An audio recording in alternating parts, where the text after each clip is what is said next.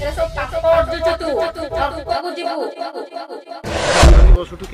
रिया कला कान जो कान धरना आउ तापर मद पिटे जो बसुठू माड़मुड़ी है ना से फुली जाए गुड़ गुड़ी चली ही पारनी साहाଯ୍ୟ କରନ୍ତୁ। ଗୋଟେ ଛୋଟ ଝିଅ 18 ବର୍ଷ ଝିଅ ଆପଣଙ୍କ ଘରେ ବର୍ଷ ବର୍ଷ ଧରି କାମ କରୁଛି, ଆପଣ ତା ପଇସା ମାରି ଖାଉଛନ୍ତି। ଏଇଥିରେ ଆପଣ ଦେଖୁଛନ୍ତି ପଇସାର ଗର୍ବ।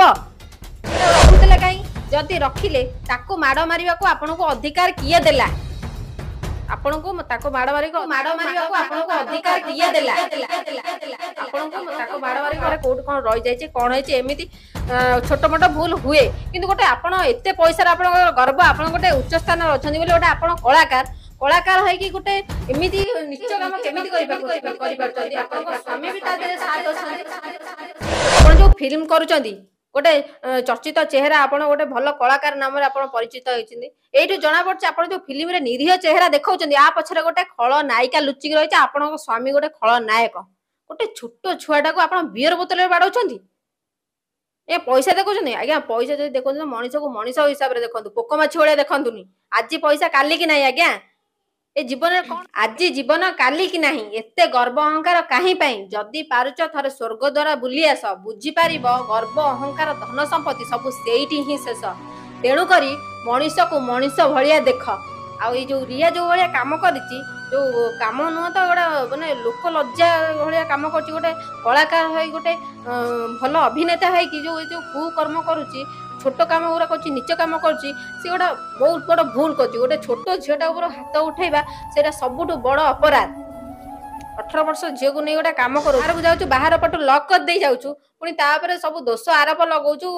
ସାର୍ଟ ଚୋରି କରି ନେଇ କୋଉ ବୟଫ୍ରେଣ୍ଡକୁ ଦେଉଛି। ଆରେ ତୁ ତ ତାକୁ ବାହାର ପଟୁ ଲକ୍ କରିଦେଇ ଯାଉଛୁ, ତ ସିକ୍ୟୁରିଟି ଗାର୍ଡ ଅଛନ୍ତି, ସେମାନଙ୍କ କେହି କିଛି ଜାଣିପାରୁନି ସେ କାହାକୁ ନେଇ କଣ ଦଉଛି। ଏରା ମିଛ ଆରୋପ ଲଗେଇ, ମିଛ ପ୍ରତିବାଦ ଲଗେଇ, ମିଛ ଦୋଷ ଲଗେଇ, ଗୋଟେ ମଧ୍ୟ ସିସିଟିଭି ଲଗେଇଛୁ, କ୍ୟାମେରା ତୋ ଘରେ ଲାଗିଛି, ତୁ ସେଥିରୁ କିଛି ଜାଣିପାରୁନି। ଗୋଟେ ଛୋଟ ଝିଅଟାକୁ ଅନ୍ୟାୟରେ ମିଛ କଥାକୁ ନେଇ ବସ ଉଠୁ କରେଇ ତାକୁ ବିୟର ବୋତଲରେ ବାଡେଇକି, ଘର ପଛରେ ବାଡେଇକି, ଏରା ସବୁ ପାପ ଅର୍ଜୁଛୁ ତୁ ନରକକୁ ଯିବୁ। ଏଭଳିଆ ଭୁଲ କାମ କରୁଛୁ, ନରକକୁ ଯିବୁ। ତୋ ସହିତ ତୋ ସ୍ୱାମୀକି ବି ସାମିଲ ରଖୁଛୁ। ଓଡ଼ିଶାରେ ଏବେ ଚର୍ଚ୍ଚାର ବିଷୟ ପାଲଟି ଯାଇଛି ଚର୍ଚ୍ଚିତ ଚେହେରା। ଆମେ କହୁଛୁ ରିୟା ଦେ ଏବଂ ତାଙ୍କ ସ୍ୱାମୀଙ୍କ ବିଷୟରେ। ତାଙ୍କ ଘରେ କାମ କରୁଥିବା 18 ବର୍ଷ ଝିଅ ଉପରେ ଅନ୍ୟାୟ ଆଉ ଅତ୍ୟାଚାର ହେଇଛି, ସିଏ କେବଳ ଛୋଟ ମୋଟ କାରଣ ଯୋଗୁଁ। ଚାଲନ୍ତୁ ପଚାରି ବୁଝିବା ମିସ୍ କୁଇନଙ୍କଠୁ। ଆଜ୍ଞା ଗୋଟେ ଛୋଟ ଝିଅ 18 ବର୍ଷ ଝିଅ ରିୟା ଦେ ଘରେ କାମ କରୁଥିଲା।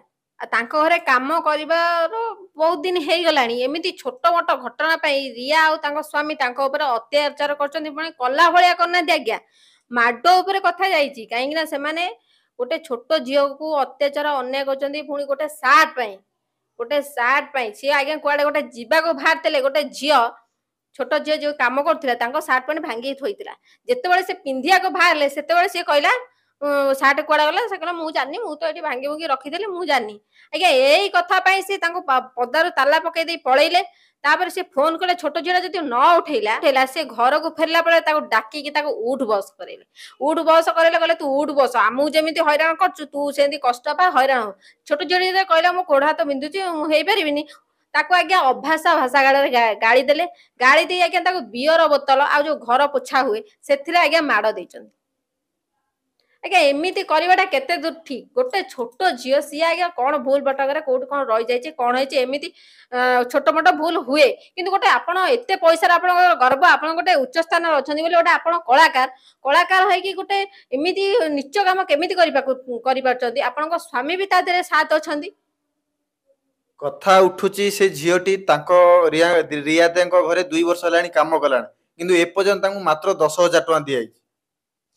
ଏତେ ଦିନ କାମ କଲା ଭିତରେ ମାତ୍ର 10,000 ଟଙ୍କା, ଏମିତି ଆଜ୍ଞା କେତେ ବଡ ଅନ୍ୟାୟ କରୁଛନ୍ତି। ଆପଣ ନିଜେ ଗୋଟେ ଘରେ ଗୋଟେ ରଖିଛନ୍ତି, ଗୋଟେ ଛୋଟ ଝିଅଟାକୁ କାମ କରୁଛନ୍ତି, ତା ହାତରେ ରଖିକି ମଧ୍ୟ ତା ପଇସା ପତ୍ର ଠିକ ଭାବରେ ଦେଇ ପାରୁନାହାନ୍ତି। କଣ ପାଇଁ? ଆପଣଙ୍କ ପାଖରେ କଣ ପଇସା ନାହିଁ ନା ଆପଣଙ୍କର ପଇସା ଦେବାର ଓକାତ ନାହିଁ?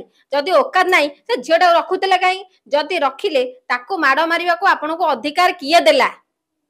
ଆପଣଙ୍କୁ ତାକୁ ମାଡ ମାରିବାକୁ ଅଧିକାର କିଏ ଦେଲା? ଗୋଟେ ଛୋଟ ଝିଅଟା ଉପରେ ହାତ ଉଠେଇ ଆପଣଙ୍କୁ କିଏ ଅଧିକାର ଦେଲା? ଆପଣଙ୍କ ପଇସାର ଏଠି ଗର୍ବ ଦେଖାଉଛନ୍ତି। କି ପଇସା ଆପଣ ଦେଖାଉଛନ୍ତି? ଆପଣ ଗୋଟେ କଳାକାର ହେଇଛନ୍ତି ବୋଲି, ଲକ୍ଷ ଲକ୍ଷ ଟଙ୍କା ଇନକମ କରୁଛନ୍ତି ବୋଲି ଆପଣ ଭାବିବେ କଣ ମଣିଷ ମାନେ ପୋକ ଅଛି? କି ପଇସାର ଆଜ୍ଞା ଆପଣ ଗର୍ବ ଦେଖାଉଛନ୍ତି? ଗୋଟେ ବଥକୁ ପଇସା ଅଣ୍ଟିବନି, ଗୋଟେ ବଥ ପାଇଁ ଆପଣଙ୍କ ପାଖରେ ପଇସା ନଥିବ। ଆଉ ପଇସା କଣ? ପଇସା ଯଦି ଆପଣ ଇନକମ କରୁଛନ୍ତି ପଇସାକୁ ସଠିକ କାମରେ ଲଗାନ୍ତୁ, ଗରିବ ଗୁରୁବାକୁ ସାହାଯ୍ୟ କରନ୍ତୁ। ଗୋଟେ ଛୋଟ ଝିଅ 18 ବର୍ଷ ଝିଅ ଆପଣଙ୍କ ଘରେ ବର୍ଷ ବର୍ଷ ଧରି କାମ କରୁଛି, ଆପଣ ତା ପଇସା ମାରିକି ଖାଉଛନ୍ତି। ଏଇଥିରେ ଆପଣ ଦେଖୁଛନ୍ତି ପଇସାର ଗର୍ବ।